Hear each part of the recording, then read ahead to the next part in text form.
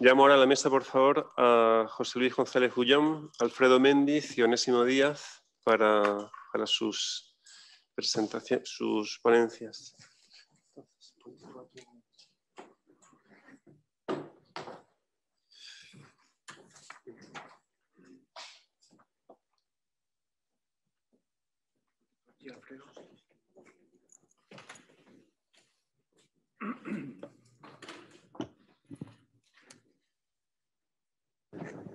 Bueno.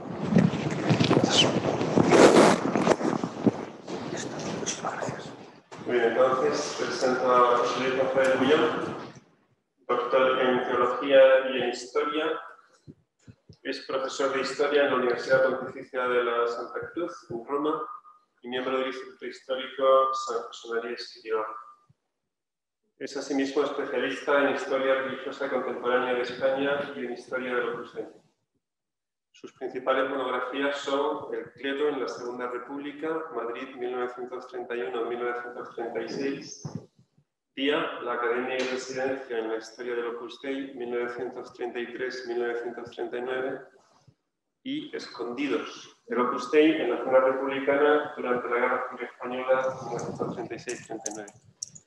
En septiembre de este año publicará su libro Historia del Opus Dei, redactado con el historiador John Coverfield, norteamericano. Y le dejo la palabra para que hable sobre historia del Opus Dei, metodología y narrativa.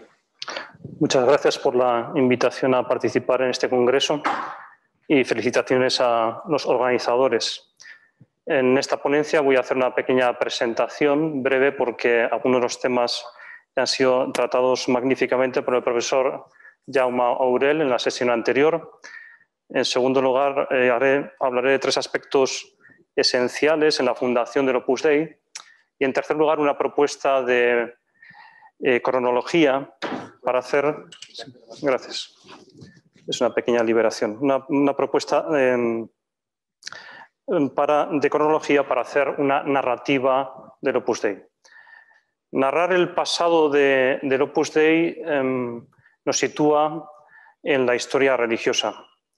Por lo tanto, nos situamos en una institución que tiene un mensaje que difunde y debemos estudiar las relaciones que se dan entre los miembros de esa institución, las relaciones con otras realidades eclesiásticas y también elementos intangibles como son la relación con la divinidad y el mundo, en el caso del Opus Dei, el mundo como ámbito de contacto entre lo temporal y lo sagrado.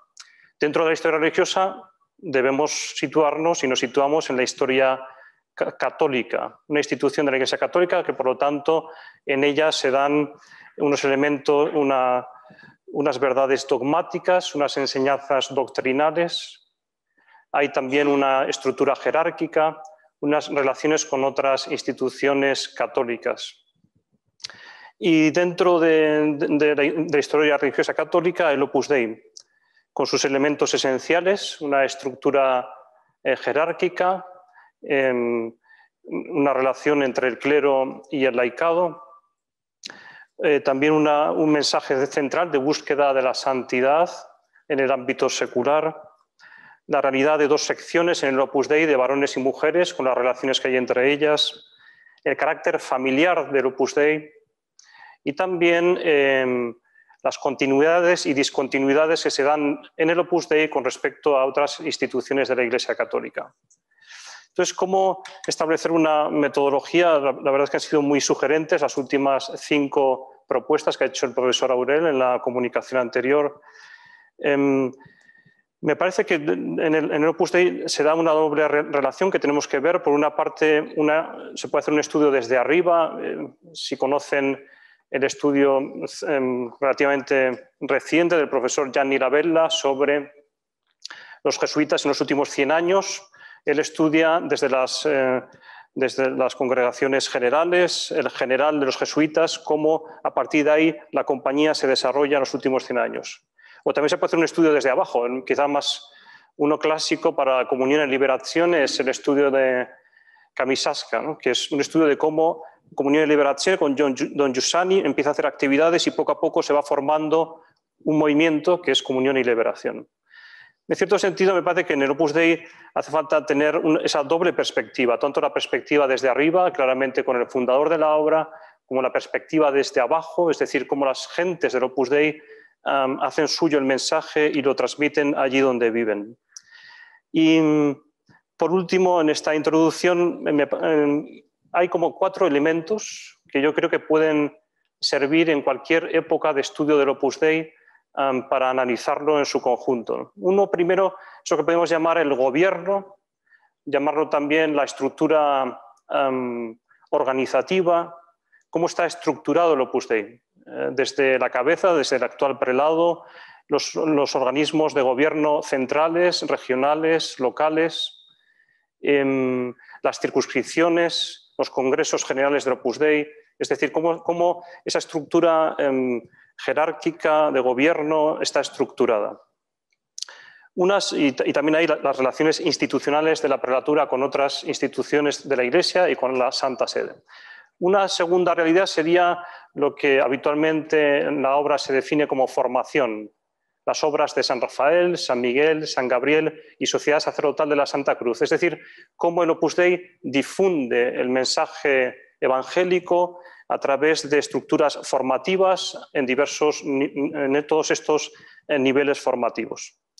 Un tercer elemento es la acción colectiva, la acción corporativa, que fundamentalmente en la actualidad, desde el año 82 con los estatutos, aunque viene de antes, están establecidas en las llamadas obras corporativas y en las denominadas labores personales. Y nos mete todo el ámbito colectivo corporativo del Opus Dei. Y en cuarto lugar, lo que es la actividad real más importante del Opus Dei, que podríamos denominar la acción individual en la sociedad. Es decir, los hombres y mujeres del Opus Dei que hoy en día hacen suyo, encarnan el mensaje de la obra y lo difunden en los lugares de trabajo, de vida, de familia, en los que viven. La historia del Opus Dei no es solo una historia institucional, que son los 3 primeros aspectos. Es más, la mayor parte de la vida, del presente y, por lo tanto, de la futura historia del Opus Dei se da en el ámbito personal, individual de cada miembro de la obra.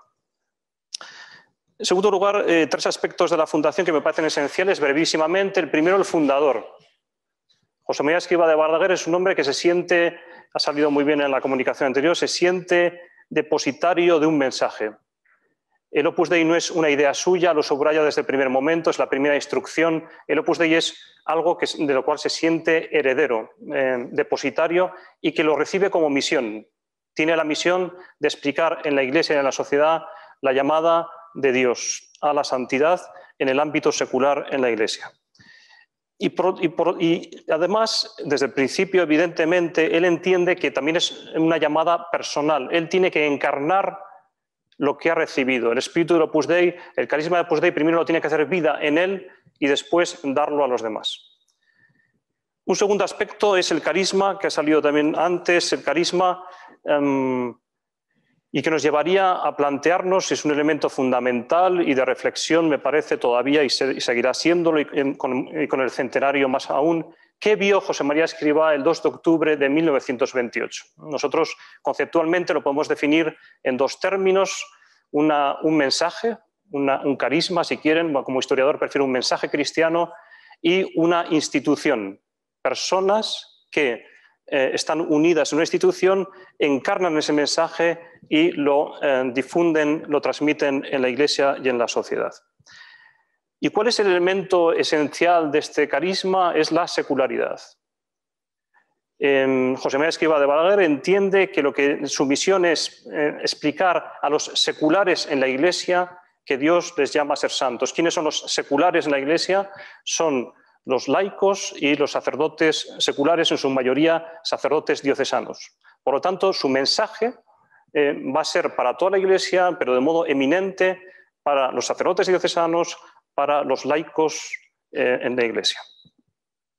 Y por último, este carisma, también recordar, se abre en 1928, se cierra en 1975. Tenemos desarrollos fundacionales, desarrollos carismáticos a lo largo de la vida del fundador, algunos absolutamente esenciales en los años 60 y que ahora, gracias a Dios, estamos conociendo con la publicación de, hasta que lleguen todas, de sus 42 cartas pastorales, que junto con las 6 instrucciones, las homilías que ya están publicadas y las entrevistas que también están publicadas constituyen el legado escrito del fundador que tenemos y que tendremos en nuestras manos.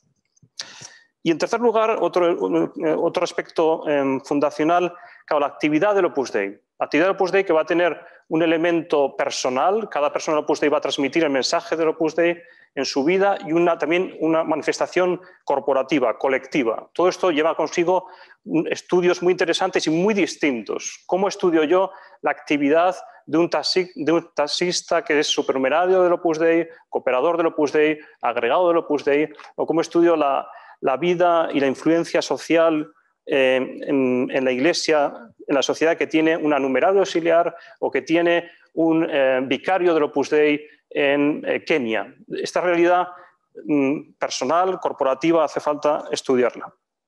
Y por último, en los 5 minutos que me quedan, una propuesta cronológica. Me parece que, visto en perspectiva, estos casi 100 años de la obra tienen 3 grandes fases. Sin duda, para mí son así. La primera es la etapa fundacional, de 1928 a 1975. Es la etapa en la cual el fundador desarrolla el carisma.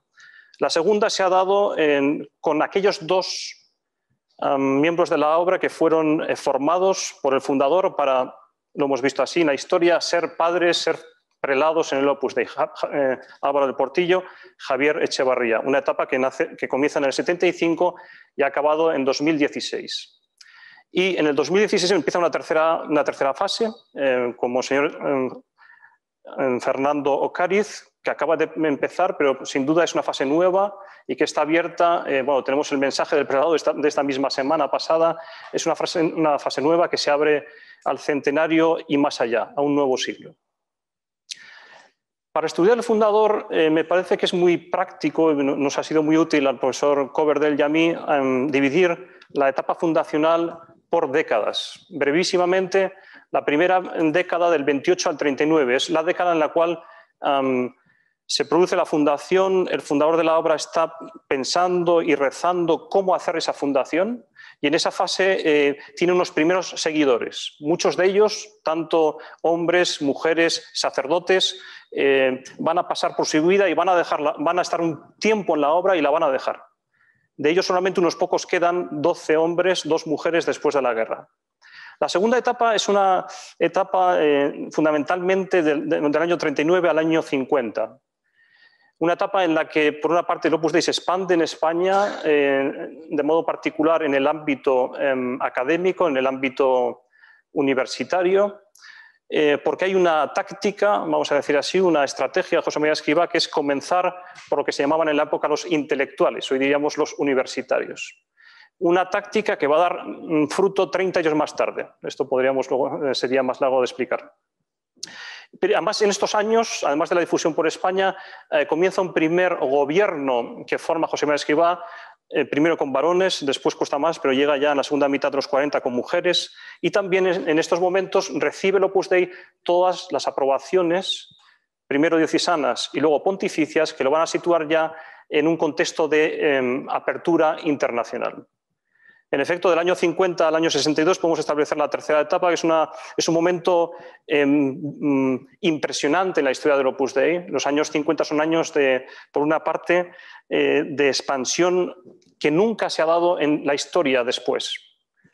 Si agarramos un año antes y 2 después, del año 1949 al año 1962, el Opus Dei empieza de modo estable en 22 países. Es prácticamente 2 países por año. Son años en los cuales también el gobierno queda ya estructurado de modo particular en el ámbito del gobierno central. 1953, la asesoría central, 1956, el Consejo General se sitúan en Roma, se establece ya un gobierno ordenado. También la formación que salía antes también se establece, 2 minutos, la formación se establece desde arriba hacia abajo con los colegios romanos.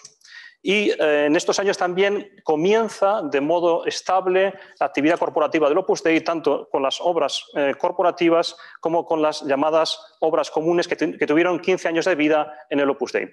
Y en el año 56 surge otro elemento fundamental que va a marcar también la historia del Opus Dei, que es la oficina y después la actividad del apostolado de la opinión pública. Los años 62-75 son años marcados en la Iglesia por el concilio y posconcilio. En el Opus Dei son años marcados por una difusión y una estructura que da una estructura del Opus Dei que es la que hemos recibido hasta ahora. El Opus Dei está ya establecido desde el punto de vista del gobierno, establece obras corporativas y las llamadas labores personales en el ámbito de la enseñanza y de la sanidad, y son años en los cuales toda la crisis posconciliar afecta muy poco al Opus Dei porque el fundador está vivo y la gente del Opus Dei se une al fundador. En el minuto que me queda, el año 75-94, sin duda hay dos hechos muy relevantes que son la beatificación del fundador y antes la elección del Opus Dei como prelatura personal. Pero en esos años lo interesante es la actividad del Opus Dei, en la cual el Opus Dei dobla el número de sus miembros. Finalmente, del año 94 al 16, habría mucho que decir sobre el periodo de Javier Echevarría. Quizá brevísimamente, por una parte la estructura de gobierno queda formada. Se da mucho más relieve al papel de gobierno de las mujeres, que estaba desde el principio, pero que realmente consiguen vamos a decir, una paridad de gobierno y un llevar los temas de gobierno de las mujeres en Opus Dei de modo claro. Por otro lado, se da en la estructura corporativa, en el ámbito de la enseñanza, crece muchísimo, se establecen hasta llegar a tener 13 universidades, obras corporativas, dos labores personales. Bueno, y tengo ya que acabar, me dice el profesor Martínez, bueno, muchos más elementos de esta última etapa. Bueno, muchas gracias. Gracias, Abraham. Para dar actividad al Congreso no aplaudiremos, o quizá únicamente al final del debate, ¿no? Porque no es lo normal aplaudir, aunque en fin, se agradece desde luego. Bueno, damos la palabra a Alfredo Méndiz, que es doctor en Historia Contemporánea con una tesis sobre Jaume Vicens Vives. Es subdirector del Instituto Histórico San José María Escrivá y secretario de la Comisión Coordinadora de la Colección de Obras Completas del fundador del Opus Dei. Es autor de la monografía Salvador Canal, una biografía, publicada en 2019, y coautor de las ediciones críticas de conversaciones en los escritos varios, 2018. Ambos libros a partir de textos de José María Escrivá, y así como colaborador habitual de la revista Estudia y Documenta. Su ponencia trata sobre el papel de la biografía en el relato histórico sobre el Opus Dei. Gracias, Santi. Buenos días y gracias a todos los que se encuentran aquí para estar presentes de una manera o de otra en esta ponencia sobre el papel de la biografía en el relato histórico sobre el Opus Dei. Ponencia que va a constar de dos partes, una sobre la problemática de la biografía en general y otra sobre la problemática de la biografía específica de personas del Opus Dei. El género biográfico, en efecto, es problemático, en el sentido de que ha sido despreciado muchas veces por la comunidad académica. Y bien, en parte esto se debe a un prejuicio epistemológico que en realidad durante muchos siglos ha acompañado no solo a la biografía, sino en general a todo el quehacer historiográfico. La lógica aristotélica dejó sentado que la ciencia es un conocimiento de hechos universales y necesarios. ¿Cuánto suman los ángulos de un triángulo? Siempre 180 grados. ¿Cómo se reproducen los salmones? Siempre del mismo modo, etc. Lo que no pertenece a este ámbito, es decir, lo particular y contingente, no puede ser objeto de ciencia, según Aristóteles. Y la historia es precisamente el reino de lo particular y contingente. El hecho histórico es irrepetible y no obedece a leyes universales, porque el hombre no está programado para actuar de una determinada manera. Es libre. Si vamos en coche y vemos un incendio, podemos pararnos y sacar una foto o llamar a los bomberos o pasar de largo. No hay una ley universal que nos haga actuar necesariamente de cierta manera, y de ahí que sobre cómo actuamos, sobre cómo hacemos que discurra la historia, en teoría no se puede tener un conocimiento científico.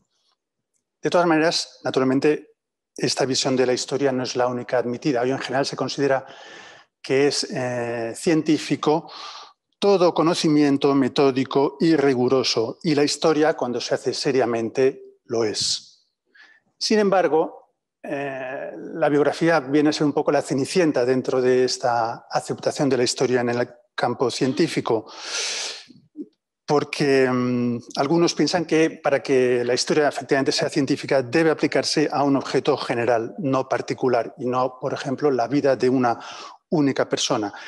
Y así incluso un historiador que estaba de vuelta de la historiografía dominante en buena parte del siglo XX, cuantitativa y analítica, como Lawrence Stone, en su manifiesto de 1979 en la revista Past and Present, por una New Old History más narrativa que estructural, despreciaba la biografía como género científicamente débil. El problema de la biografía, venía a decir, es que es historia individual previamente seleccionada, lo que la hace epistemológicamente no convincente. No es prueba científica de nada, es solo un instrumento retórico. En este sentido, él consideraba que podía ser más científico, por ejemplo, pues, un estudio narrativo, si se quiere, pero a partir de fuentes bien documentado, sobre algunas colectividades que presentan varios elementos comunes en sus diversos sujetos, ¿no? Por ejemplo, un estudio sobre los campesinos en el Valle del Tormes en el siglo XVII. Bueno. Ese mismo prejuicio antibiográfico, en una versión extrema, se manifiesta en sociólogos estructuralistas como el francés Pierre Bourdieu. Hay un artículo suyo de 1986 que tiene un título que es todo un programa, La ilusión biográfica. Él dice que la biografía es un intento arbitrario de dar coherencia y sentido a una vida desde fuera. Según él, el supuesto de que la vida de una persona constituye un todo y un todo con sentido es solo una ilusión que el biógrafo sostiene artificialmente por medio de la selección interesada de secuencias ordenadas según relaciones inteligibles. Él dice, el nombre propio de una persona es un designador rígido que en realidad está designado con el mismo nombre a un yo muy fragmentario que son, en realidad no es el único a lo largo de toda su vida, son una multiplicidad de sujetos fragmentarios determinados por las estructuras sociales. Bien, yo no creo que el artículo de Bourdieu haya hecho entrar en crisis a ningún autor de biografías, pero su lectura es interesante para entender cuáles pueden ser los peligros que acechan a quien acomete la empresa de escribir una biografía. No es necesario llegar al extremo de negar la continuidad del yo para admitir, por ejemplo, que si un biógrafo se empeña en buscar unas líneas de fuerza permanentes que le permitan dar razón de toda una vida, puede estar llevándose a engaño, o bien puede estar ocultando de modo consciente o inconsciente las numerosas incoherencias y discontinuidades que toda trayectoria humana presenta. Con lo que no estoy de acuerdo es con la presunción de que la vida de una persona está fundamentalmente determinada por la estructura social. Como un viaje en metro, es el ejemplo un poco falaz que pone Bourdieu, está determinado, según él, por la estructura de la red metropolitana y basta. Yo creo que no. Si hago un viaje, de acuerdo, en metro, pues de acuerdo, tendré que mirar por dónde pasa el metro, por dónde puedo ir, pero lo fundamental es a dónde quiero ir, ¿no? Bien. O sea, volviendo a nuestro caso, a la biografía, en la vida de una persona la estructura social en la que se encuentra inmersa es importante, pero no es la clave de todo. Ahora ya paso un poco a poco al tema de las biografías de personas del Opus Dei. No hay que pensar que este sociologismo sea patrimonio exclusivo de unos intelectuales estructuralistas con barba y con gafas. De él podría participar también, por ejemplo, quien viera con malos ojos las biografías de miembros del Opus Dei por el hecho de que dan del Opus Dei una visión solo parcial. El Opus Dei según lo ha vivido un individuo particular. No creo que sea una prevención muy extendida, pero algún caso me he encontrado, ¿no? Que me dices, bueno, pues estás contándome la historia de un señor, no, esto no es la historia del Opus Dei. Bueno, pues evidentemente, pero no solo existe la historia del Opus Dei, existen otras historias en las que el Opus Dei aparece porque forma parte de la estructura constitutiva de esa persona, pero naturalmente será una visión parcial del Opus Dei. Más peso debería tener la consideración del enorme atractivo que ejerce el género biográfico. Yo, por ejemplo, he hecho comprobaciones sobre cuántas veces se ha consultado en Wikipedia la voz Leonardo da Vinci y la voz Renacimiento italiano, la voz Picasso y la voz Cubismo, la voz Federico García Lorca y la voz Generación del 27. Siempre se ha consultado mucho más. Bueno, siempre. He puesto ahora ejemplos interesados. He visto algún caso en que no era así, ¿no? Pero en fin, eso dejémoslo aparte. Siempre esto generalmente se busca, se clica mucho más en las personas, ¿no? Porque a la gente pues, le interesa la trayectoria de una persona, de dónde es, sus amores, sus inclinaciones, sus errores, sus aciertos, sus frustraciones, en fin. Es esa atracción lo que explica la gran cantidad de biografías que se publican tanto por parte de historiadores como a veces también de periodistas o de literatos que naturalmente quizá no hacen un trabajo totalmente científico, quizá por un motivo justificado mitifican personajes que quizá no lo merecen o los mitifican sobre bases inciertas, pero que, bueno, está ahí, es un hecho que está ahí. Me parece evidente que esa presión de la biografía popular no científica, por una parte, justifica que el género biográfico esté presente entre la literatura sobre el Opus Dei y, por otra, llama en causa a la biografía científica, producto no menos necesario. ¿Y cómo tiene que ser esta biografía científica? Bueno, en primer lugar, ha de ser un trabajo de investigación, no de divulgación, evidentemente. Esto tiene como tres ramas, tres manifestaciones. Por una parte, ha de partir del conocimiento de la biografía existente sobre la persona acerca de la cual se va a escribir. Ha de incluir también un trabajo de consulta de fuentes documentales originales y, como consecuencia de todo eso, debe aportar algo nuevo al tema que es objeto de estudio. Es necesario, en primer lugar, partir de un buen conocimiento de la bibliografía existente sobre la persona de la que se quiere escribir una biografía y sobre su contexto vital. Más aún, un conocimiento exhaustivo si nada lo impide. Así, por ejemplo, si en la biografía de una persona hay que referirse a la Guerra Civil Española, no se puede ignorar el conjunto de lo que se ha investigado sobre ella, aunque naturalmente es imposible dar cuenta de todo. No se podrá dar cuenta de todo, pero tampoco se puede dar una visión solo parcial, en la que bueno, pues pasan estas cosas aquí, pero se ignora todo lo demás que puede suponer la guerra civil, ¿no? Bien, es un ejemplo, podrían ponerse muchos otros.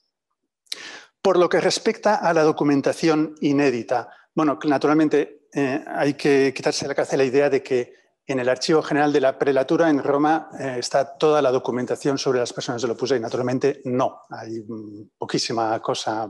Si uno quiere escribir biografías, si uno quiere escribir sobre el gobierno del Opus Dei, sobre labores apostólicas, puede salir mucho material. Sobre las personas no. El caso de Salvador Canals, que yo he estudiado, es un poco especial porque él durante muchos años, digamos, vivió en relación directa con el aparato de gobierno del Opus Dei. Pero en la mayoría de las personas del Opus Dei esto no es así. Lo normal es que sea en el archivo de la familia del interesado o de las instituciones para las que ha trabajado donde se conserven las fuentes documentales que permitan seguir el rastro de su historia. Se supone que alguien de quien se escribe una biografía habrá tenido alguna relevancia, por lo que es lógico que se conserven de él algunos papeles personales. Entre los papeles de Rafael Calvo Seyret, por ejemplo, en el CSIC y en otros sitios, bueno, pues Onésimo Díaz ha encontrado auténticos tesoros. Además, siguiendo con el tema de la documentación inédita, habrá que entrevistar a quienes han conocido al biografiado, si todavía viven, teniendo en cuenta de todos modos que bueno, ya antes lo ha dicho el profesor Aurell, que con los años la memoria borra o confunde muchas cosas.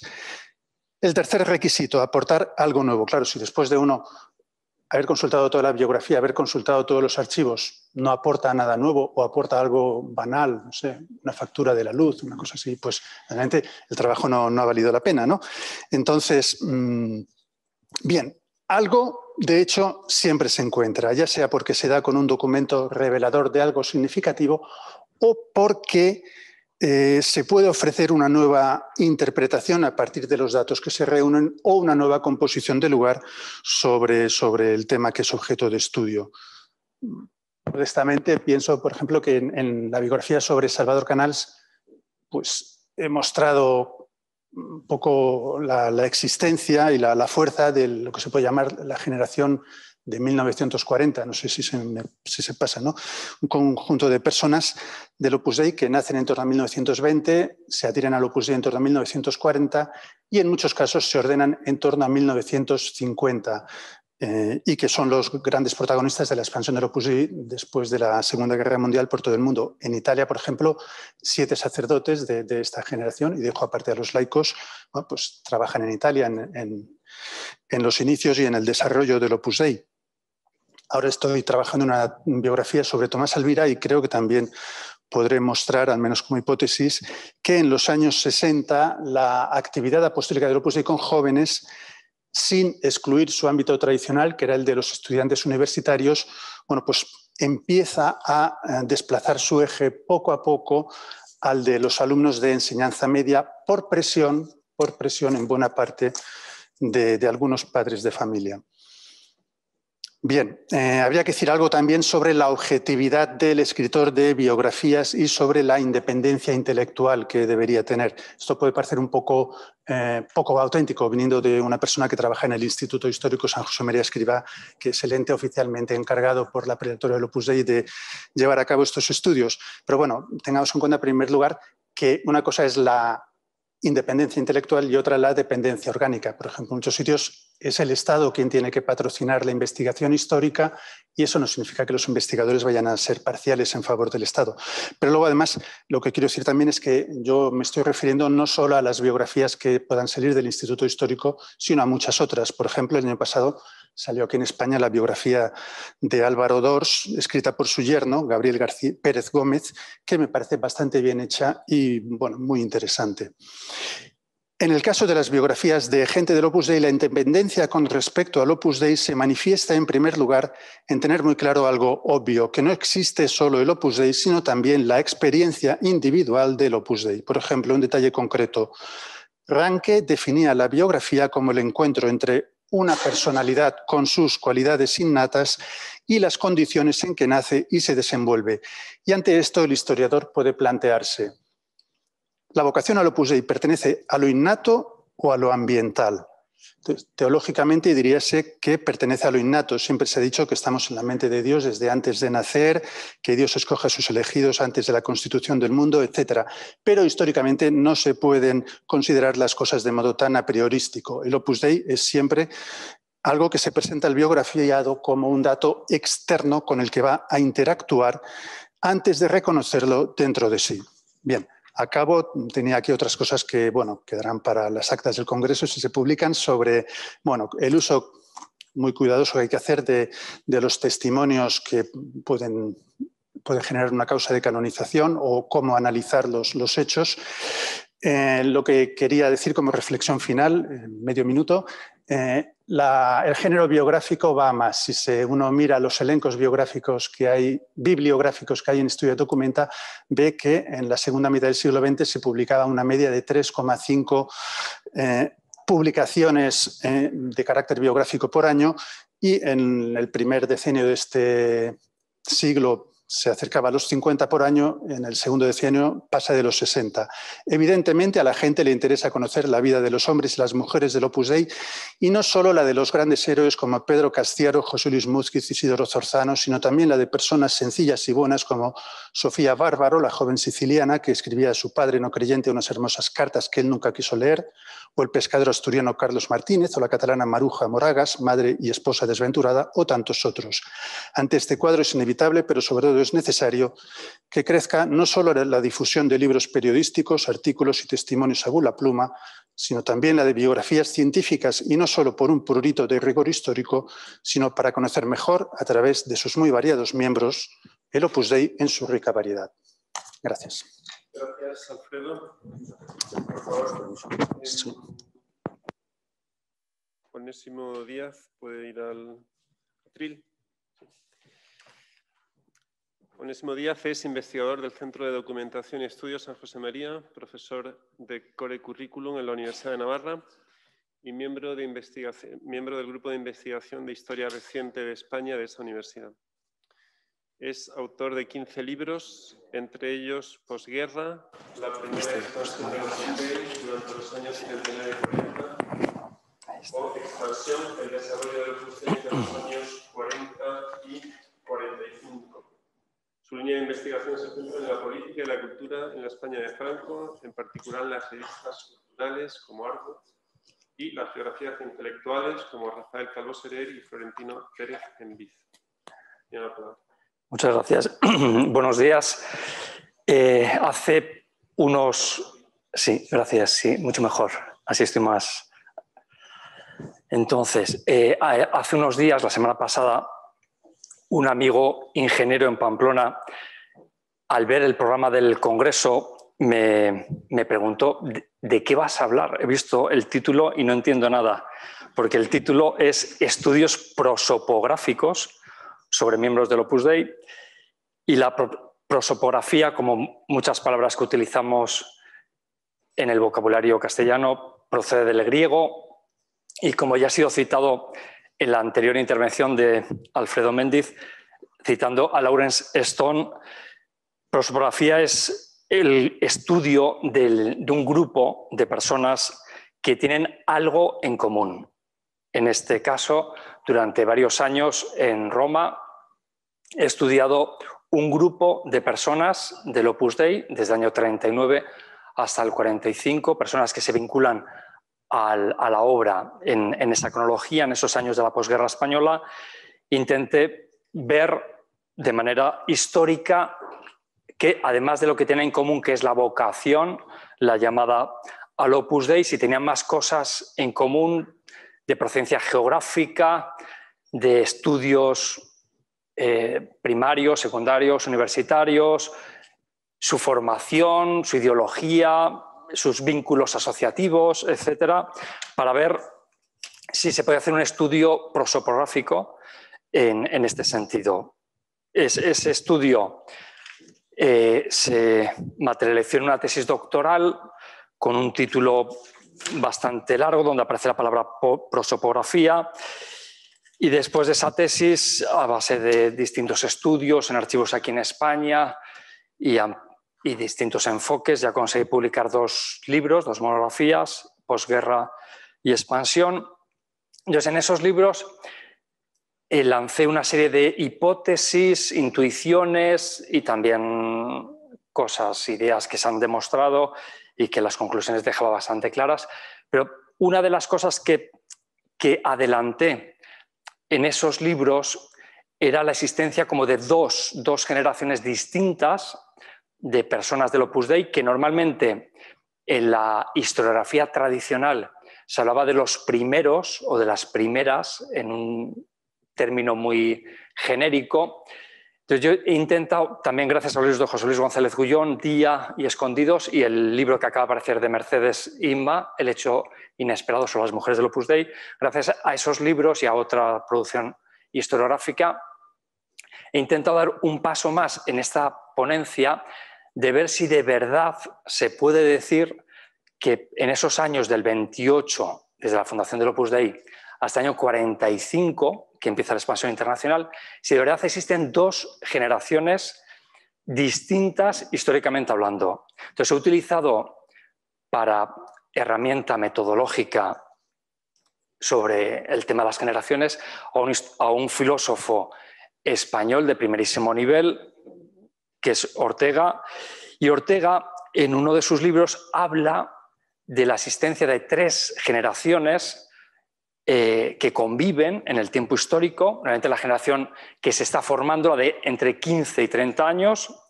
después la generación que él llama de creación, que es la de 30 a 45 años, y luego ya la generación de mando o predominio, que es la generación de 45 años a 60. Esas son las categorías que emplea Ortega. Y Ortega dice que normalmente las dos generaciones que más influyen en la historia, en la sociedad, son evidentemente la segunda, la generación de creación de 30 a 45 años, y la generación de mando de 45 a 60. Entonces, según esta metodología, esta teoría de Ortega, yo creo que corresponde bastante bien a lo que yo intuí en esos libros y que José Luis también ha reflejado en Día y en Escondidos, que son como dos generaciones muy distintas, tanto biológicamente como históricamente, como incluso formativamente, dos generaciones muy distintas. La primera es la que yo llamo generación del 39, que son personas del Opus Dei nacidas entre 1902 y 1918, por tanto 15 años de diferencia biológica, cronológica. En esa generación, 1902, evidentemente está el fundador, Isidoro Zorzano, José María Albareda, que nació en 1902, y el más joven, el Benjamín, es Vicente Rodríguez Casado, historiador catedrático, que es el más joven de esa primera generación, la generación del 39. Son personas que se vinculan al Opus Dei desde el año 28 hasta el 39. Personas que se forman en familias cristianas en España, estudian en colegios tanto religiosos como no religiosos, esto es muy importante con respecto a la segunda generación, y la mayor parte de estos jóvenes nacen en Madrid y unos poquitos en el Levante. O sea, tienen una circunscripción geográfica bastante limitada. Y luego hay una gran variedad asociativa. Esto también es muy importante con respecto a la segunda generación. Son personas que pertenecen a la Asociación Escolar Tradicionalista, al SEU, falangista, a la CC, católica, a los Scouts también, a la ACNDP, a los propagandistas, un par de miembros, y a Acción Católica, en su mayor parte. Esta sería la primera generación del 39, y la generación que yo más he estudiado es la que yo llamo generación del 45, que son hombres y mujeres del Opus Dei nacidos entre 1909 y 1927. También hay un arco cronológico muy parecido a la generación anterior, también 16 años. El más veterano es Fernando de la Puente, pintor, ingeniero, empresario, un hombre muy conocido, tiene cuadros en muchos museos del mundo, sobre todo por su obra pictórica. Nació en 1909. Y el más joven, César Ortiz Echagüe, que nació en 1927, famoso arquitecto y sacerdote, y un hombre que ha publicado hace poco un libro que recomiendo, una biografía bastante buena sobre su padre, el creador de SEAT y gran fotógrafo español. Estas personas se vinculan al Opus Dei entre el año 39 y 45. También son personas que nacen y se forman en familias cristianas, muchas numerosas, con más de 4 hijos. Estudian principalmente en colegios religiosos, sobre todo los jesuitas, en Madrid, en Barcelona, en Zaragoza, también en los maristas, en Escolapios, en otros colegios, en los Hermanos de la Doctrina Cristiana en Valladolid.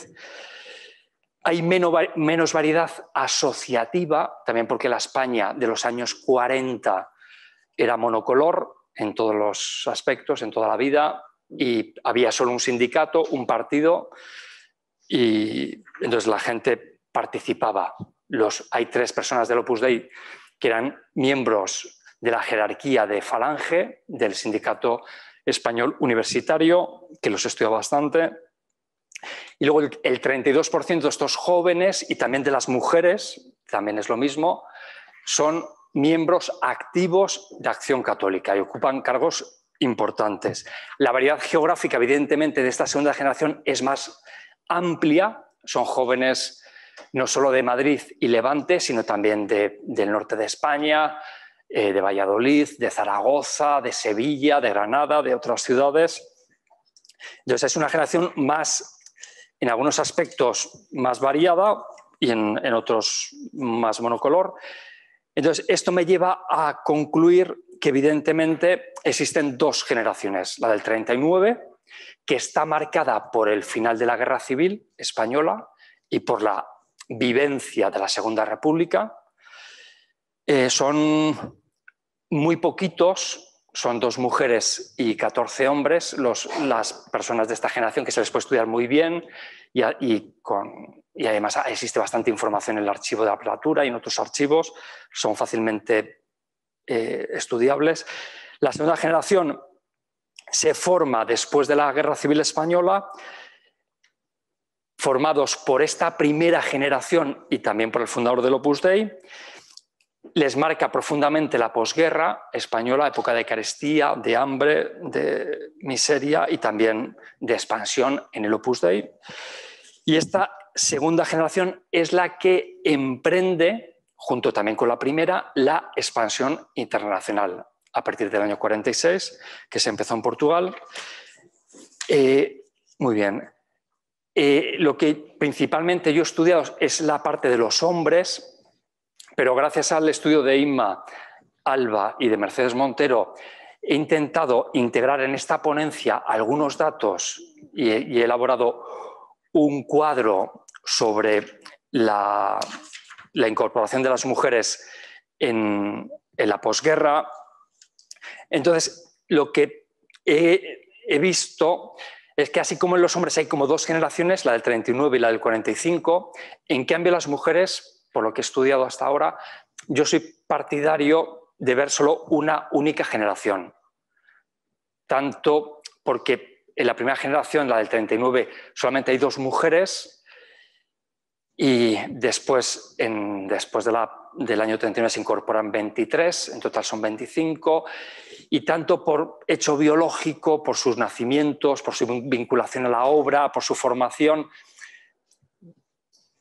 tengo tendencia a pensar que forman una generación que yo la llamaré también la generación del 45, hay que encontrar un nombre más bonito que un número. Yo creo que las mujeres se merecen algo más que un número, para encontrar una imagen que creo que Inma o Mercedes lo encontrarán.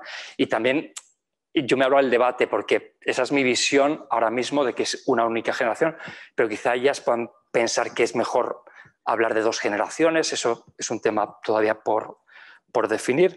Entonces, en el año 45 lo que yo he visto, y con esto termino, es que el perfil de persona del Opus Dei en el año 45 es un perfil muy distinto al que hay ahora mismo en el Opus Dei en el mundo. En el 2021 el perfil de persona del Opus Dei es mujer, casada, de posición social media, madre de familia numerosa, con 4 hijos, y mujer que vive en el mundo, que trabaja en el mundo, que está a 1000 cosas. Y ese es el perfil ahora mismo, 2021. En cambio, el perfil de persona del Opus Dei del año 45 es varón, joven, universitario, clase media alta, tirando a alta, porque en la universidad estudiaban solo una élite en España y en muchos países de Europa, célibe y persona joven y dispuesta a la aventura, a la expansión dentro de España, fuera de España y a ir a... Entonces, este estudio prosopográfico, esta palabra griega tan curiosa, pues lo que intenta estudiar es este grupo de personas, que son 25 mujeres y 224 hombres, y intenta pues ver con la información que hay abundantísima en el Archivo General de la Prelatura y luego también en algunos archivos personales que hay en Pamplona, el Archivo General de la Universidad de Navarra, donde hay bastantes documentos de catedráticos y políticos y gente importante del siglo XX. Y a través de ese estudio pues, he intentado marcar una serie de perfiles, de rasgos comunes, y espero que en el futuro más gente, más historiadores, historiadoras se animen a hacer estudios de este tipo, prosopográficos, sobre todo para que la palabra no se pierda y la gente sepa que prosopografía, como onésimo o el yogur, pues son palabras griegas que tienen su uso y nada, muchas gracias. Muy bien, pues entiendo que el profesor Jaume Aurel está también conectado. Sí, no sé si me oye, pero sí. Sí, se te oye, se te oye. Perfecto. Entiendo que las preguntas del público se recogen por este microambiente que tenemos aquí y que, por tanto... Ah, no. Tiene que ser con el de mano. Vale, pues pasaremos... La mano y yo se lo hago. Levantáis la mano, vamos dando la palabra y así procedemos.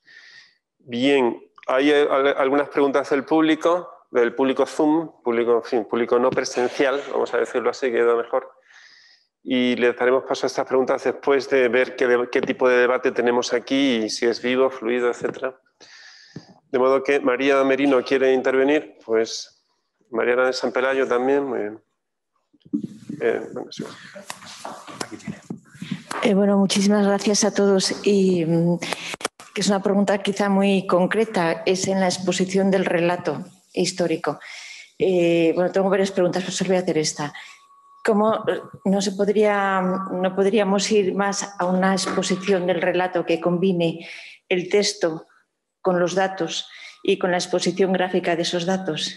Es decir, cuando yo leo unas monografías estupendas que están siendo publicadas, hay momentos en que me pierdo, porque también a lo mejor haces la lectura muy seguida.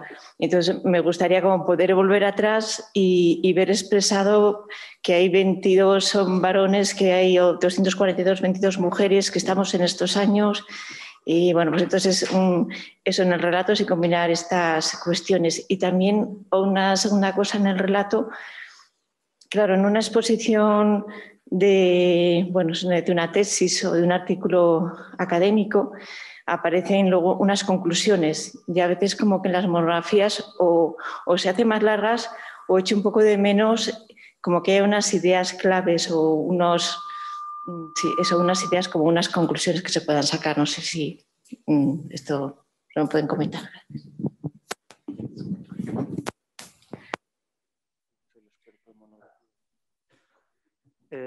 Gracias por la pregunta sobre cómo combinar el relato o en el relato combinar el texto, la narrativa con gráficos. Me parece que efectivamente ayuda mucho visualmente presentar a veces datos que pueden ser largos, tediosos o sencillamente los gráficos de una visualización ayudan enormemente, ¿no?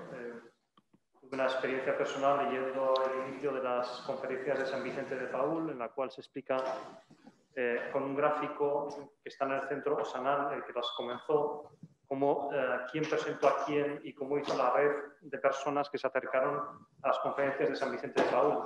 Eso se puede hacer también en la historia del Opus Dei, en una ciudad, en una región, o muy a los inicios, en todo el inicio del Opus Dei. Este gráfico, como cualquier otro, puede ayudar y me parece que es algo que hay que tener en cuenta. También, por supuesto, mapas y bueno, diversos modos de presentar la información. Sobre las conclusiones, quizá el profesor Aurel puede decirlo más, ¿no? Las monografías, por lo menos, me parecen monografías largas, de mucho estudio, de mucho análisis. Por lo menos yo soy partidario más bien de dejar que el lector, a lo largo de la lectura de toda la monografía, vaya sacando sus conclusiones y también se plantee metodológicamente, se plantee más bien personalmente cómo, qué es lo que ese relato histórico le está dando a él.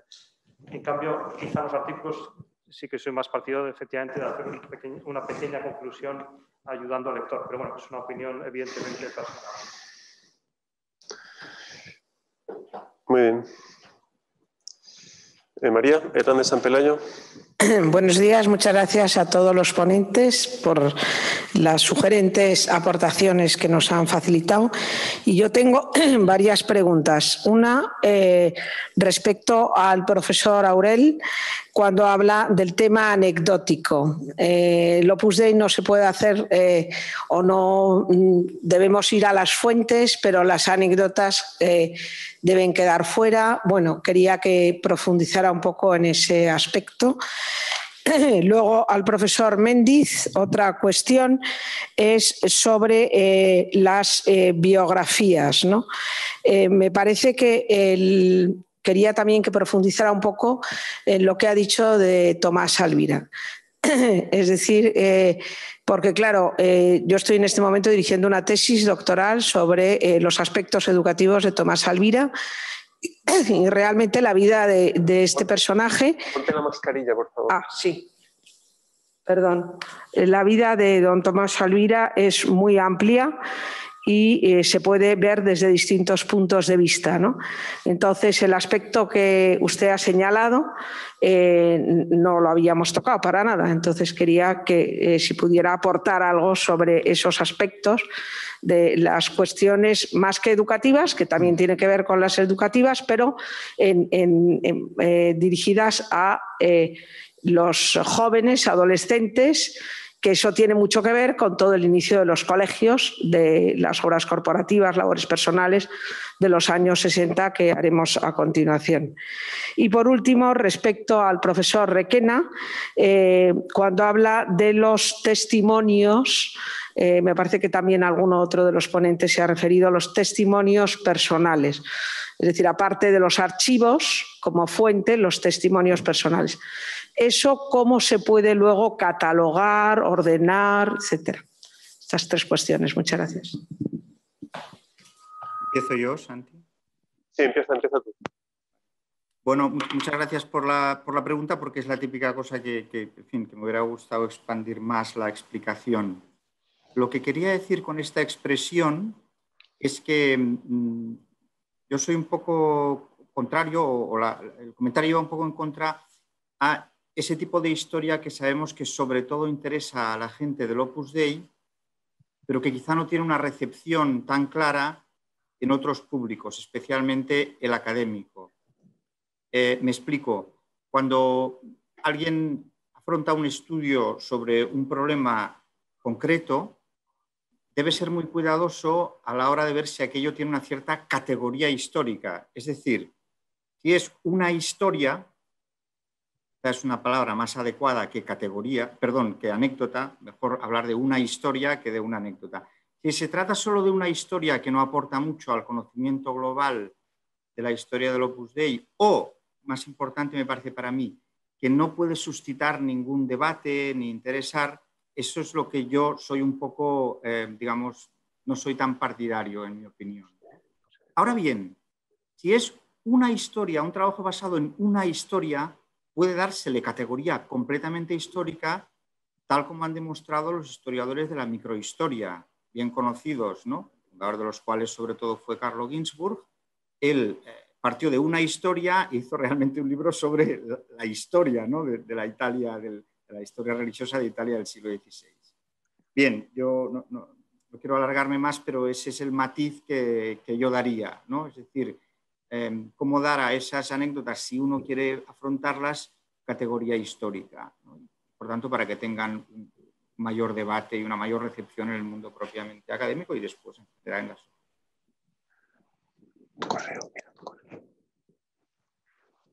De lo de la actividad con jóvenes, que se amplía también a chicos que no tienen todavía la edad universitaria. Bueno, no es una cosa que aparece nueva en los años 60. Hay bastantes personas que han pedido la admisión al Opus Dei siendo muy jovencitos, ¿no? Florencio Sánchez Bella, José María Castiaro, pero eran como un subproducto, digamos, de la labor que hacía el Opus Dei con universitarios. A partir de cierto momento, a mediados de los años 50, hay una iniciativa de la que he encontrado por ahora muy pocos rastros. Espero investigar alguna cosa entre los papeles de Víctor García Oz y datos más concretos. Pero se sabe que hubo una iniciativa de padres de familia para que el Opus Dei pusiera un colegio en Madrid, que no sería como Gaztelueta, que Gaztelueta era un caso un poco aparte y bueno, pues quedaba ahí como una cosa aislada, sino una cosa que llevarían a cabo los propios padres de familia y que tendría el espíritu del Opus Dei, pero sin responsabilidad corporativa del Opus Dei. Es decir, lo que luego fueron los años de 60. Entonces, eso, por parte de los directores del Opus Dei, hubo un frenazo en un momento. Esto no es oportuno, pero hemos sabido unos años después, en 1963, en cambio, por iniciativa sobre todo de unos padres imparables que había en Córdoba, se puso en marcha. Tomás Alvira se volcó lleno de entusiasmo en esa labor Él también, además, había sido antes, ya en 1961, el que puso en marcha, en fin, también ya con una cierta orientación por parte de la dirección del Opus Dei, el Club Jara en Madrid, el primer club de bachilleres, que antes había tenido había habido unas actividades, pero siempre de carácter subsidiario en el contexto del Colegio Mayor Moncloa. Y, bueno, los propios hijos de Tomás Alvira también muestran esta evolución. Los mayores se adhieren al Opus Dei cuando ya son estudiantes universitarios. Todos los hijos de Tomás Alvira son numerados del Opus Dei, pero ya a partir de la cuarta son más jovencitos, ¿no? Cuando estudian CO o incluso, en fin, en el bachillerato. Y bien, estos son los datos que hay, y hay una serie de padres de familia que se implican valientemente en esta labor. La historia de los colegios de fomento es bastante impresionante. Merece algo más que lo que yo le voy a dedicar en la biografía sobre Tomás Alvira. Otro lo hará. Sobre los testimonios, porque veo mensajes que dicen que no se escucha bien. Entiendo que se refiere la pregunta más a cómo conservar esas fuentes históricas más que a su utilización, ¿no? Ya en los estudios y las publicaciones. Yo lo que he encontrado es, depende del tipo de testimonios.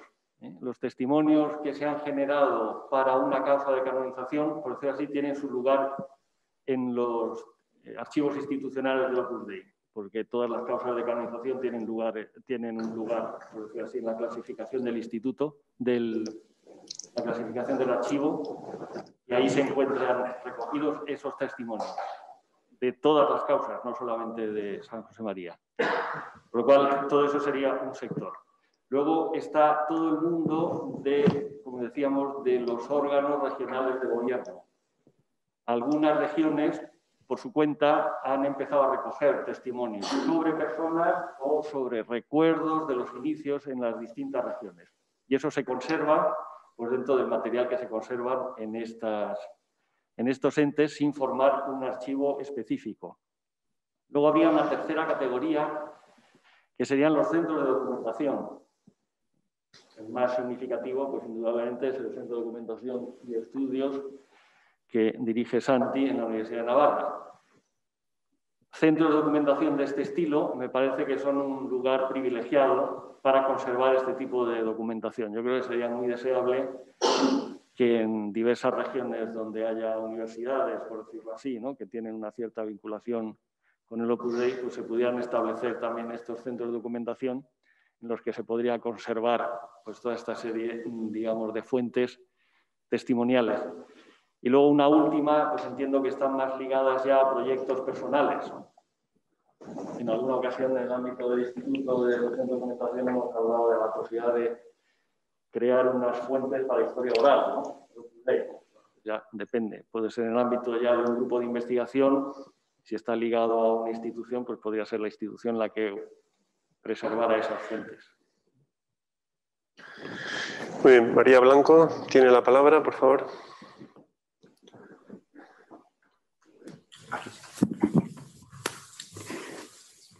Muchas gracias a los ponentes y quería aprovechar también la ocasión para dar las gracias a quienes empezaron el Instituto San José María, que quizá ahora mismo nos pueden estar oyendo online, pero que han conseguido que ese proyecto sea una realidad de una calidad científica muy deseable en todos los ámbitos. Es decir, yo como no formo parte puedo decir esto, que la calidad científica yo no formo parte, ¿verdad?, del instituto como tal, la calidad científica de las obras que están saliendo de Estudiat Documenta me parece que antes era un sueño y ahora es una realidad de la que podemos disfrutar. Por otra parte, ha salido aquí, bueno, y lo que esto traerá consigo, es decir, que el futuro me parece que es de lo más prometedor. Bien, y ha salido aquí varias veces el tema del carisma en dos ponencias diferentes. Y Santi, a mí me ha traído a la cabeza el libro del itinerario jurídico del Opus Dei, que conozco bien, lógicamente, porque es la materia a la que me dedico, y ¿verdad? El subtítulo, que es muy gráfico, dice Historia y defensa de un carisma. Bien, este carisma, aquí yo me había apuntado así algunas cosas porque decía, realmente el carisma, Santi me parece que has hablado del carisma al final, pero me parece que el carisma es el que trae consigo que en la práctica, vamos a decir así, en el estudio la interdisciplinariedad y el carisma desde el punto de vista cultural, lo que es la historia cultural o la transformación de esa historia cultural. Voy a plantear dos cosas que también por razón de, bueno, por mi perspectiva, no voy a hacer, o sea, pregunta como tal, pero es una cosa que me ha, no que me inquieta, intelectualmente me inquieta, que me atrae. Los estudios prosopográficos, etcétera, etcétera, pero cómo plasmar la trascendencia que tiene el actuar, el pensar, el vivir de las personas del Opus Dei y cómo se ha transformado en dos aspectos concretos. Pensaba en lo que es la doctrina social de la Iglesia. Se puede hacer hasta un estudio estadístico.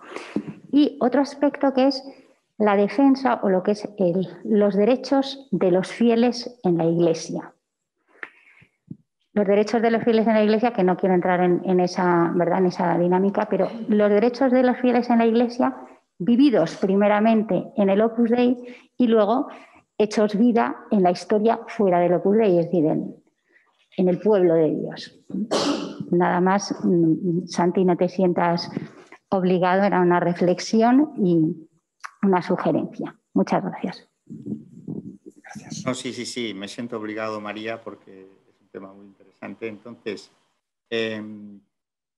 a ver, de los temas que yo he estado dando vueltas en estos últimos años, fíjate que precisamente el de carisma es el que más está viniendo a mi mente y a mi mesa también, ¿no? Por una casualidad también de que, bueno, estaba empezando unos estudios sobre el carisma en el siglo XIV y entonces el carisma de los reyes que hacían milagros, el carisma de los franciscanos que empiezan a predicar y que a la letra replican lo que San Pablo les decía a los de Corintio, la pasión de los reyes medievales por dedicarse a la astrología, que no era más que repetir unas costumbres ya de los romanos, ¿no? de legitimar sus decisiones por la situación de los astros. Bueno, esto que puede parecer que está muy alejado de lo que estamos hablando aquí, a mí me parece que tiene mucho interés para la historia del Opus Dei. Porque, a ver, el reto desde mi punto de vista es cómo hacer una historia que realmente sea sensible al hecho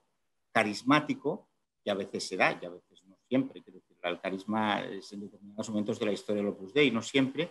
Cómo ser sensible a esto y cómo introducirlo en una práctica historiográfica convencional. Esto es un reto muy grande y me parece que ha sido muy oportuno que citaras el subtítulo de ese magnífico libro del itinerario jurídico, porque ellos mismos, pues, también había juristas, autores, historiadores, pues se dijeron, bueno, esto es el análisis de un fenómeno complicado, ¿no? Entonces, yo, para terminar mi reflexión, diría, claro, meter el carisma en todos lados tampoco es cuestión de eso. Ahora bien, tener presente la categoría carisma para determinados tipos de estudios sobre la historia del Opus Dei me parece que es un camino a seguir muy interesante y al mismo tiempo muy complejo, porque o se hace de acuerdo con con el momento historiográfico o puede parecer algo como un poco anacrónico y desde luego que no tendrá el efecto que tendría tener. Muy bien, Santi, muchas gracias. No sé si en la sala hay más intervinientes. No. Quería hacer yo una reflexión antes de dar paso a las preguntas del público que nos sigue a través de la plataforma Zoom, que es sobre, bueno, es una reflexión más que una pregunta y la ofrezco a toda la mesa por si alguno quiere intervenir. Y es sobre la no singularidad historiográfica del Opus Dei. El Opus Dei es evidente, tiene un carisma específico, pero su acceso, su conocimiento y su relato no es, a mi juicio, en modo alguno diferente al conocimiento, a las fuentes, al conocimiento y al relato de cualquier otra realidad que conjugue esta doble dimensión de trascendencia o milagro, hacía referencia Santiago Aurel antes, y de cronología, geografía, lo tangible. Es decir, el Opus Dei al final es hacer historia de la Iglesia, es hacer la historia de una parte de la Iglesia. Lo específico pueden ser sus fuentes, que aquí también se ha relativizado bastante, me parece, no sé si demasiado, que las propias fuentes de la institución son como periféricas en algunos aspectos. Otros habéis dicho no, que son esenciales.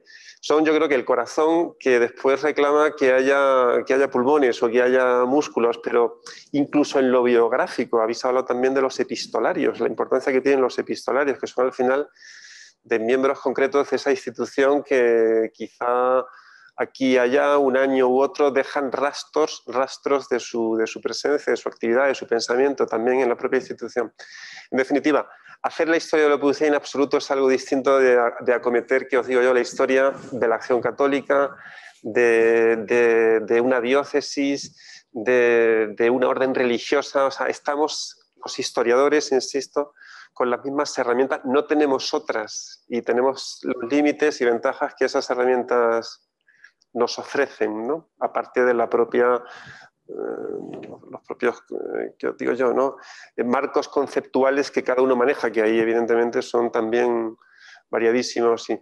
Pero bueno, estamos hablando aquí en este congreso sobre el Opus Dei al mismo tiempo que no tenemos herramientas particulares de acceso a esa historia, distintas del análisis de cualquier otro sujeto historiográfico. Esto que creo que es evidente, que subyace a lo que estamos hablando, creo que hasta cierto punto también es, iba a decir, relevante o pertinente ponerlo de manifiesto por si esto suscita el eco de los ponentes o si sencillamente dicen, bueno, pues no, qué obvio, ¿no? Pues ya está, punto y final, ¿no? Muy bien. Sí, de esto que acabas de hablar, Santi, hace poco la Universidad Pontificia de Salamanca organizó unas jornadas, yo creo que eran online, sobre los fondos documentales que tienen de Acción Católica en España y intervinieron bastantes colegas, historiadores y historiadoras sobre la riqueza de los fondos documentales de Acción Católica Española y por distintos periodos, en distintas etapas, y hablaron los profesionales de los archivos y la cantidad de documentación que tienen allí disponible para los investigadores. Entonces, pensando lo que ha hecho Acción Católica, que lleva bastante tiempo en España y en el mundo, y sus fondos, que son abundantísimos y que ya están disponibles para los investigadores, haciendo un paralelismo, yo pienso que ha llegado el momento, si ha llegado, espero que sí, de que el Archivo General de Prelatura, al que tenemos acceso investigadores del Centro de Documentación, del Instituto Histórico y algunas personas que colaboran en la revista y las monografías y que ya han accedido a esas fuentes, poquito a poco ir entrando más en el Archivo de la Prelatura y ver más documentos, porque es un tesoro y es cantidad de documentación allí disponible y mi experiencia es muy, muy positiva las veces que he estado allí y yo creo que es un camino todavía a recorrer por más investigadores, investigadoras y a seguir ahí en esa línea. Añadiría una cosa, primero que estoy completamente de acuerdo con Santi. Hace años, Julián y yo publicamos un artículo que llevaba como título más o menos algo así como ¿Cómo hacer la historia del Opus Dei? Algunas consideraciones historiográficas, que empezaba precisamente con esta premisa. Hacer historia del Opus Dei es hacer historia de la Iglesia. Al mismo tiempo, todos somos conscientes de que esta afirmación, por decir así, no soluciona todo, porque luego viene la pregunta, ¿cómo se hace la historia de la Iglesia? Yo en los últimos años en la Universidad de Santa Cruz me he dedicado a enseñar precisamente la materia de historia de la historiografía eclesiástica durante los siglos XIX y XX. ¿Cómo se ha hecho la historia de la Iglesia pues durante los siglos XIX y XX? Y las respuestas son muy diversas, por no decir diametralmente opuestas en ocasiones. Entonces, bueno, yo creo que ese es nuestro reto, siendo conscientes de que hacer la historia de la Iglesia, hacer la historia de la Iglesia, somos muy conscientes de que la historia de la Iglesia se puede hacer de muchas maneras. Y con lo que nos ha explicado Sandoval, en historia bajo su dirección, y efectivamente de ahí yo creo que en parte me viene mi amor y mi sensibilidad hacia la historiografía, pues la introducción de la historia religiosa pues también abre un nuevo panorama de cómo aproximarse a la historia, ¿no? Tú mismo has puesto 3 ejemplos que me parece que son muy reveladores. Hacer la historia del Opus Dei no es distinto de hacer la historia de la Acción Católica de una diócesis o de una orden religiosa. Completamente de acuerdo. Al mismo tiempo, hacer la historia de una diócesis es muy distinto a hacer la historia de una orden religiosa y muy distinto de hacer la historia de la Acción Católica. Entiendo. Sí. Simplemente por recoger un asunto que ha salido varias veces, al hacer la historia del Opus Dei, ocurre que tenemos bastante facilidad para establecer la historia institucional. Todo lo que hace referencia a eso, a digamos, la estructura, el gobierno, los diversos niveles de gobierno. Y en cambio cuesta mucho, porque cuesta en la historia religiosa hablar de las personas del Opus Dei en su singularidad. Cuando comenzamos la historia general de la obra, John y yo, pues utilicé y me serví de la propuesta que hace Santi de Pablo con otros 2 historiadores sobre los 150 años de la diócesis de Vitoria. Y le pasa a esa historia, como ocurre con las historias de las diócesis, que en gran medida es una historia de los obispos de las diócesis y del clero, el seminario, la estructura parroquial. ¿Y qué pasa con la inmensa mayoría de los fieles bautizados, que son pues el 99% de la diócesis, ¿no? Cómo ellos viven su vida cristiana, cómo hacen suyo el Evangelio y lo difunden donde está. Es un problema metodológico que tenemos en cualquier historia religiosa. Bueno, hay un título de José Andrés Gallego que me ha venido a la cabeza, que es Historia de la gente poco importante. La historia del Opus Dei y la historia de la gente corriente que forma parte de la institución, al mismo nivel, vamos a decirlo así, intrínsecamente mezclado con el propio desarrollo institucional de esta prelatura de la Iglesia.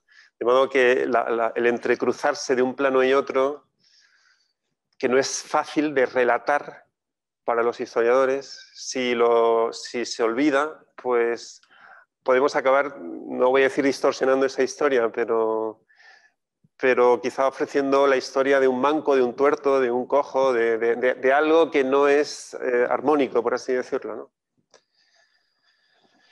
Bien, no sé si hay más preguntas en la sala. Sí, Luis, Julio y Fernando, por este orden.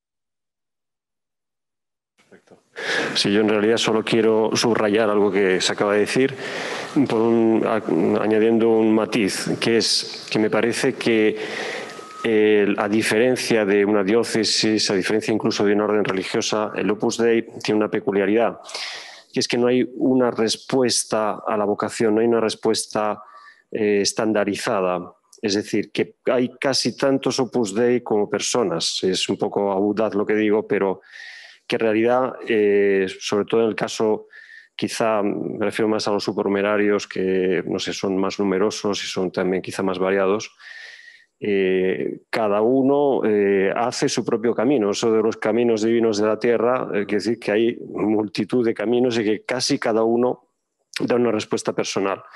Esto es muy difícil, casi imposible de hacer la historia. Hay que quizá buscar sistemas para encontrar, no sé, modelos parecidos o ver en relación con las circunstancias sociales o históricas en las que cada uno se mueve, pero eso creo que es la gran dificultad, que somos muy distintos y que eso, bueno, gracias a Dios.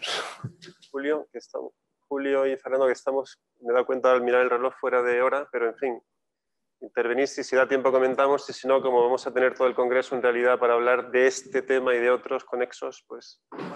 Venga, Julio. Bueno, a mí me parece que hay esto resumiendo todo muchísimo y sintetizando todo muchísimo, y supongo que podríamos hablar sobre ello. Yo creo que hay un modo de hacer la historia de la obra, lo que podría llamarse, digamos, no sería exactamente lo que Santi llama el gran relato, pero algo parecido. A mí me parece que la historia de la obra es básicamente, argumentalmente, la historia de la expansión de la obra. Y me parece que ahí se incardinan y tienen su protagonismo tanto la parte institucional de la obra como la parte, digamos, más interna, formativa, como toda la vida de todas esas personas, porque la historia de la expansión es la historia institucional de la obra y la historia de las gentes de la obra también. La historia de las gentes de la obra puede ser recogida en parte. A mí me parece que las obras corporativas tienen más importancia de lo que se ha dicho aquí, su historia, porque las obras corporativas en buena parte son un intento de recoger de forma concentrada el modo de vivir que tiene la gente normal de la obra alrededor de un proyecto, alrededor de una tarea de servicio.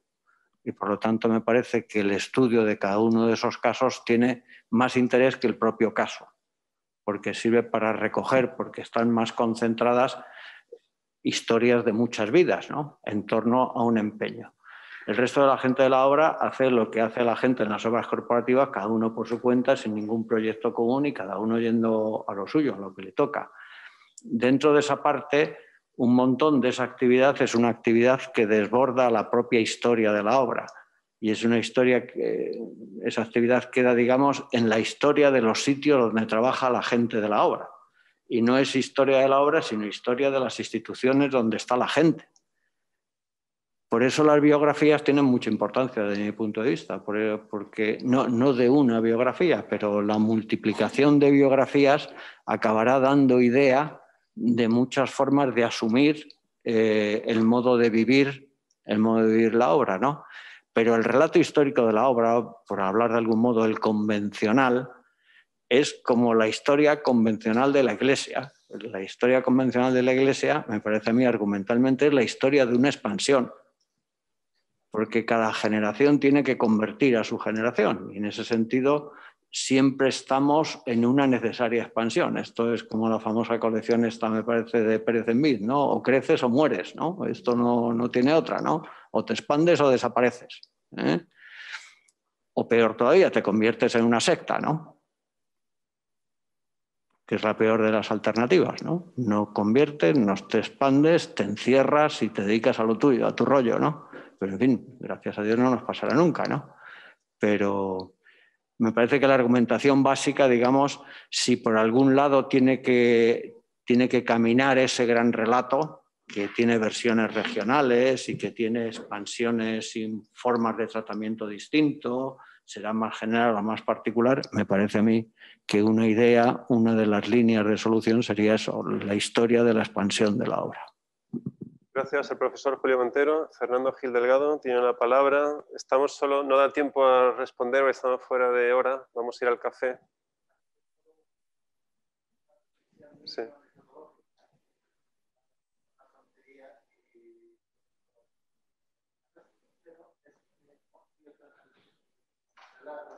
No se oye, me dicen. Decía, ahora sí.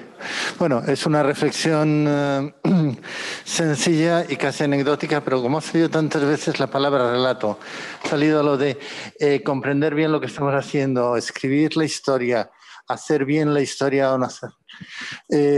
Simplemente es una cosa que me dijo muy directamente mi profesor José María Jover Zamora hace mucho tiempo.